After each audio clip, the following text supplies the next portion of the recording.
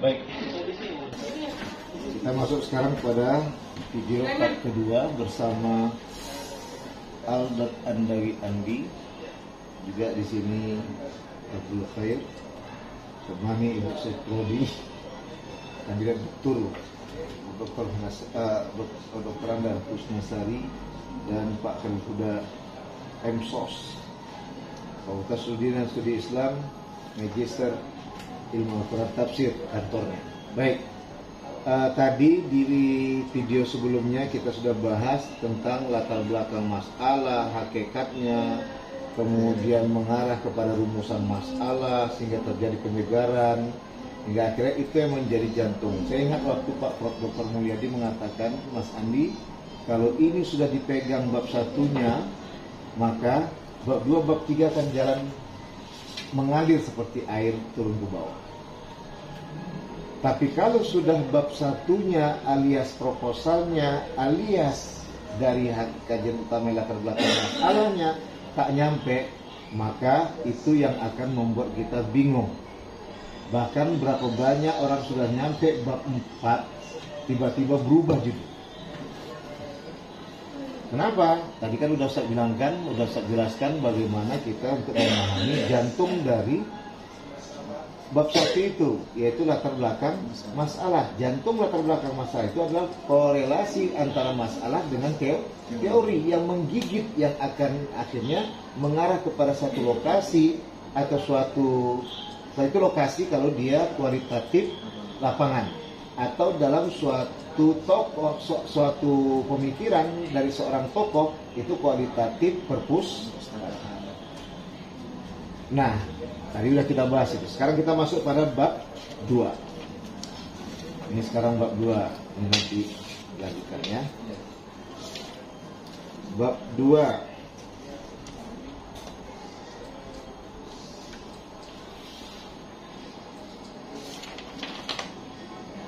Jadi setelah masuk tadi kita bahas satu persatu. Bab 2-nya menerangkan apa bab 2 itu, Ustaz. Memang banyak metode yang digunakan kalangan kalangan pembimbing. Ya, tapi Ustaz tetap dengan style Ustaz, dengan gaya Ustaz, semuanya pada dasarnya sama. Tapi Ustaz memberikan kemudahan.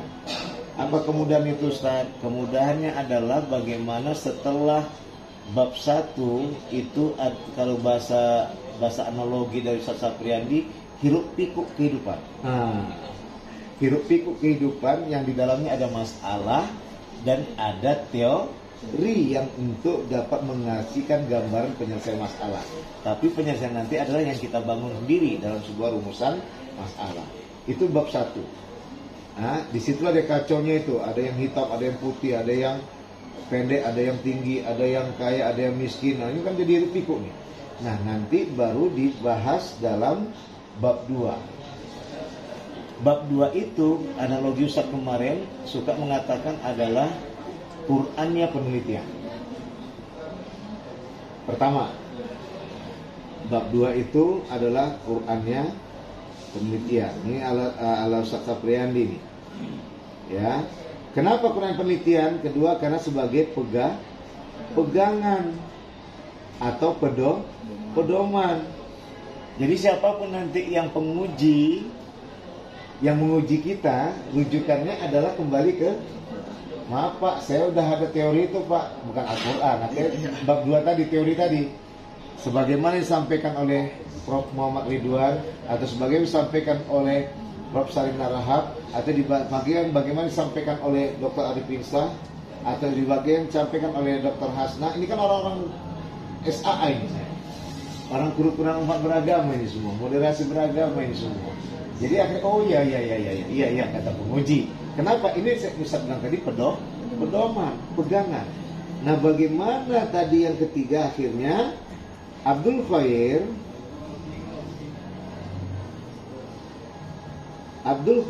akhirnya membuat teori ini yang betul-betul tajam kajiannya, mengarah ke judul, sehingga menjadi pegangan dan pedoman kita dalam membahas bab 4 nantinya. Gitu. Ya, ini kan berpegang pada Quran istilahnya kita nih. Oke, sudah. Itu yang Ustaz bilang tadi, bab 2 adalah Qurannya penelitian. Sebelum Ustaz menjelaskan bab 2, biar nggak penasaran, buat pemirsa YouTube juga di channel al.andawi Andi, di situ juga akan bisa mengarah. Bab 3 itu apa Ustaz? Bab 3 itu hadisnya penelitian. Apa hadis penelitian itu? Nanti kita jelaskan. Tapi gambarannya, bocorannya beginilah. Karena yang kalau dia berupa perpustakaan, kita mau ngeliat tuh si tokohnya. Kemudian kita lihat juga pemikiran tokoh tersebut. Ya. Kemudian yang ketiga, apakah si tokoh pemikirannya dan apa tadi? Sesuaikah pemikiran dari tokoh tadi dengan seperti yang disampaikan dalam bab 2? Seperti yang disampaikan dalam orang-orang yang membahas tentang misalnya kerukunan umat beragama. Oh, jangan-jangan dia mempunyai pemikiran yang lebih wah lagi, lebih wow lagi. Istilah Fikinaki itu lebih wow lagi kan gitu. Wow. Ya. Lebih wow lagi. Kenapa? Ternyata dia betul-betul masuk dalam peringkat atas dalam menerjemahkan kerukunan umat beragama. Itu kalau dia studi perpustakaan, itu kalau dia jenis penelitiannya kualitatif perpustakaan. Tapi kalau dia jenis penelitiannya adalah kualitatif lapangan, maka tadi dikembalikan bahwa bagaimana desa itu. Ini kan kepala desa dulu. Tapi diawali dia nggak akan menjadi kepala desa kalau tidak ada desa. Bagaimana desa itu? Kemudian apa isi desa tadi, kegiatannya apa saja? Ya, baru masuk apakah kepala desa tadi betul-betul melakukan hal yang membangun kerukunan umat beragama. Ini yang disebut dengan, kalau yang kita ambil dalam sisi lapangan. Dan ini muaranya sebenarnya kepada siapa? Kepala desa. Makanya judulnya peranan kepala desa. Udah paham? Itu kalau bab 3-nya. Makanya nanti bab 4-nya masuk peranan kepala desa itu. Tapi untuk di bab 3 tadi jangan dibahas peranan kepala desa. Yang harus kita bahas desanya dulu. Di situ nanti masuk sejarahnya, perangkat-perangkat desanya, perangkat-perangkat di desa itu. Nanti diawali kepala desa dulu. Tapi kalau kepala perangkatnya nggak usah dibahas, cukup desa, sekretaris desa dari awal pertama berdiri sampai nanti yang terakhir di tahun 2022 ini, desa Sukamakmur yang saat ini yang lagi Abdul Khair teliti, itulah nanti yang dibahas secara lengkap. Kepala desa, sekretaris kepala desa, bagian ini, bagian itu yang lengkap. Tapi kalau untuk sebelumnya nggak usah. Karena apa? Nanti bisa tebal halaman skripsinya. Tapi Abdul Khair bisa menjadikan itu sebagai dokumen yang bisa-bisa jadi tiba-tiba yang baca itu adalah yang pernah dengar dia bertrombo dengan kepala desa yang di atas. Akhirnya apa? Dia seorang mahasiswa, dia tertarik untuk menguji dan akhirnya skripsi Abdul Khair akan dijadikan sebagai literasi kajian terdahulu. Baik, masuk kita ke bab 2. Nanti ya. Nanti itu bab 3, bab 4 nanti lewat di part 3 atau part 4. Ini part 2 dulu. Part 2 ini adalah bab 2. Baik. Ternyata tadi catatan di bab 2 itu Ustaz terjemahkan di awal Qur'annya penelitian. Kenapa Qur'annya penelitian? Karena dia jadi pegangan dan pedoman. Pedoman bagi siapa? Bagi si peneliti, sehingga dia semakin tajam mengarahkan ke judul sehingga menjadi pegangan dan pedoman kita dalam melakukan penelitian di bab 4. Siapa lagi yang nggak bisa kita jawab? Makanya Ustaz selalu mengatakan, loh yang meneliti siapa? Ustaz teringat tahun 99 waktu itu Ustaz membahas penelitian lapangan kualitatif. Ustaz berhadapan dengan seorang Raden. Semoga Pak Prof. Supri menyaksikan di Winston Kaijaga. Sekarang beliau udah pensiun. Beliau seorang tokoh Muhammadiyah. Ya, ketika itu Ustaz bertahan dengan menempatkan kawan akrab beliau sebagai narasumber Ustaz. Karena dulu berapa belasan puluhan tahun yang lalu kawan beliau ini tadi adalah pendiri remaja masjid. Sedangkan beliau tadi berkawan sama beliau itu sebagai wartawan. Kita nggak usah kita bahas lah kalau wartawan gimana, kita udah tahu karena kesibukannya. Dan situ Pak Raden Supri waktu itu tidak mau dijadikan sebagai narasumber karena mungkin karena kesibukan nggak pas lagi karena remaja masjid. Ustadz bertahan. Yang saya pilih kan Pak karena waktu itu beliau bukan mana ada terpikir jadi wartawan. Terjadi perdebatan, nggak akhirnya tak akan saya luluskan kamu, silakan Bapak nggak meluluskan. Saya bertahan dengan kepiawaian saya sebagai peneliti. Yang meneliti kan saya Pak. Kenapa? Karena Bapak Ustadz merujukkan kepada derivasi tadi. Itulah kekuatan hadirnya bab 2 sebagai teo. Maka Ustadz pribadi, bukan Ustadz menyalahkan, enggak. Silahkan yang berubah metode dengan bab 2 itu dimasukkan sebagai tokoh atau lokasi, kemudian bab 3-nya sebagai teori, itu terserah. Tapi Ustadz pribadi sampai akhir hayat Ustadz tetap mempertahankan bab 2 itu adalah teori, baru bab 3-nya adalah lokasi atau tokoh yang diteliti. Kenapa? Karena hadis itu hadir untuk menerjemahkan, untuk memahami Al-Quran dan diterapkan dalam kehidupannya. Dan Al-Quran itu hadir untuk memberikan cahaya kepada si penerap Quran dalam kehidupannya. Nah akhirnya dilihatlah, terterapkah itu di bab 4 lagi. Itu disebut tafsir dan tabyin. Lihat enak analoginya kan? Jadi bab 2 itu Quran penelitian, bab 3 itu adalah hadis penelitian, bab 4 itu adalah tabyin dan tafsir penelitian. Tabyin dalam sebuah hadis, tafsir dalam sebuah Al-Quran. Nah, baik, itu analogi dari Ustadz. Itu membuat kalian mudah. Maka sampai kapanpun kita tetap akan mudah, baik di S1, S2, dan S3. Baik, itu dia. Yang keempat, itu yang bab 2 bagian A. Sekarang bab 2 bagian B. Ustadz mau kasih catatan. Tidak boleh mengomentari teori-teori yang dicantumkan di bab 2 Anda, Khair.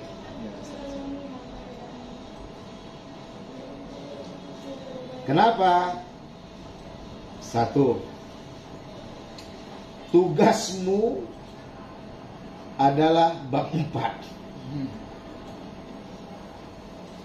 Kesalahan fatal para peneliti adalah mengomentari teori di bab 2 dengan beralasan bahwa untuk menghidupkan alinea kutipan pertama dengan alinea kutipan berikutnya agar sinergi. Itulah kecerdasan. Makanya Ustaz telah membuat yang kedua, cerdaslah peneliti menyusun kutipan atau rujukan di dalam bab 2 tersebut.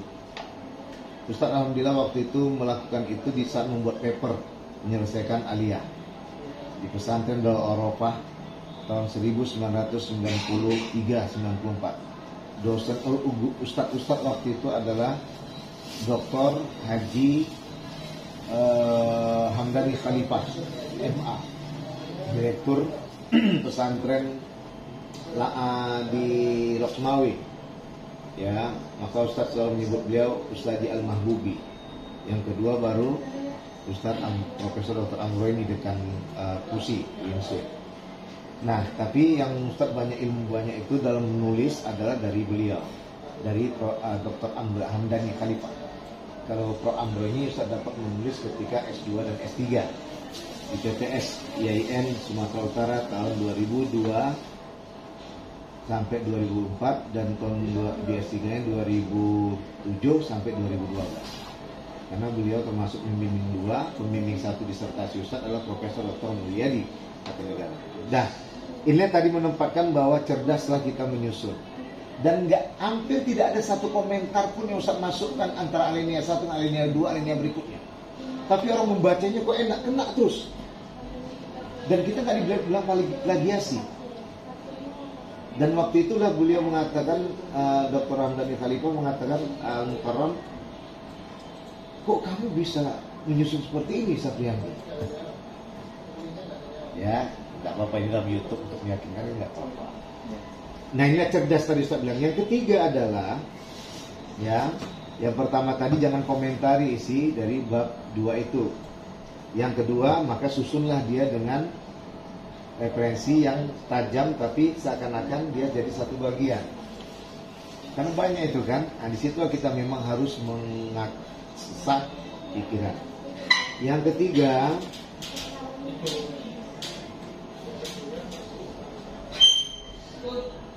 komentar hanya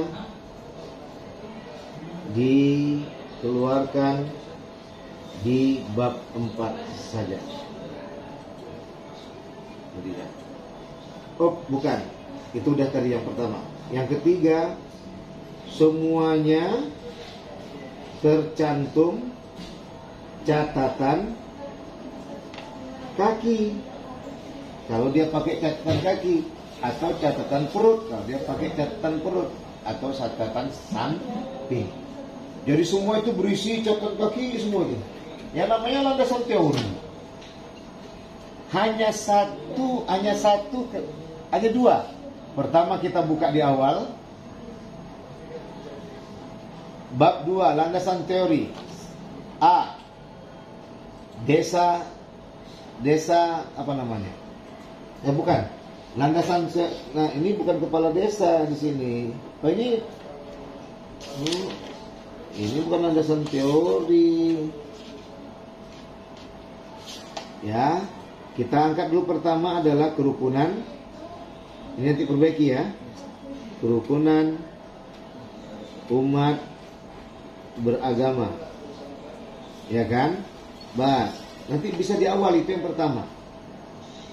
Dalam berkehidupan membutuhkan kedamaian.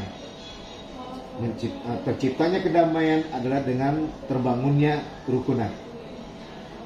Untuk memahami bagaimana maksud dari kerukunan dalam berkeagamaan atau kerukunan umat beragama, maka kita akan melihat apa yang dijelaskan oleh kalangan di bawah.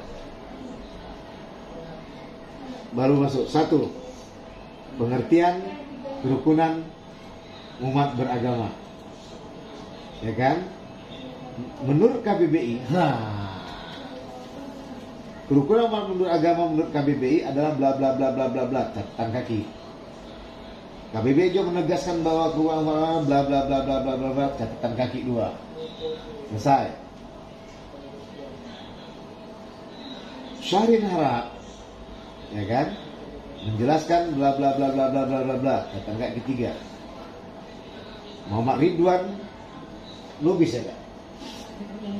Muhammad Ridwan Lubis menjelaskan bla bla bla bla, masuk nanti entah siapa-siapa gitu kan.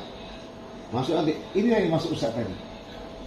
Ya, udah paham ya? Catatan kaki catatan. Jadi memang sebanyak kurang lebih kalau bab 1 itu kurang lebih minimal 6 atau 7 halaman, maksimal adalah 13 halaman. Standarnya bagus 8 sampai 9 halaman. Bab 2 itu kurang lebih 20 sampai 27 halaman. Baru bab 3 ya total semua kurang lebih standarnya 58 atau 60, maksimalnya 75. Atau tepatnya 10.000 kata. Itu skripsi. Tesis 20.000 kata. 10.000, 20.000 kata. Kalau disertasi itu sampai 80.000 kata. Gitu ya. Baik, atau dengan kurang lebih 215 halaman maksimal disertasi. Tesis itu 115 halaman maksimal, dan skripsi itu 75 maksimal. Ya. Baik, jadi itu yang ketiga, semua isinya catatan. Sudah bisa dipahami? Udah berapa menit itu? Sampai tadi 53. Sampai tadi 53 dan 30 jadi 23 menit. Udah cukup lah, nanti lama. Baik, sampai jumpa lagi di penjelasan tentang skripsi, pemahamannya yang juga cukup dengan lebih mudah untuk menyikapinya. dan biar lebih menikmati dan lebih menghayati, hingga tidak terjadi hal-hal yang membuat kita berhenti dalam menyelesaikan skripsi. Tetap enjoy dalam menulis. Skripsi adalah separuh jiwamu, jangan telantarkan jiwamu, dan bila ingin membuat jiwamu bahagia, tetap selalu nikmati berkawan dengannya. Jangan rasa ada susah, selalu ada rasa mudah untuk menghadapinya, dan bersahabat baiklah dengan jiwa tersebut. Alias bersahabat baiklah dengan skripsi. Pahamilah bahwa skripsi itu mudah untuk dilaksanakan bila kita memudahkan hati dan pikiran selalu untuk menuju kedamaian. Sampai jumpa di video berikutnya bersama Al.Andawi Andi di kajian penelitian skripsi tesis berikutnya ke depan. Wassalamualaikum warahmatullahi wabarakatuh.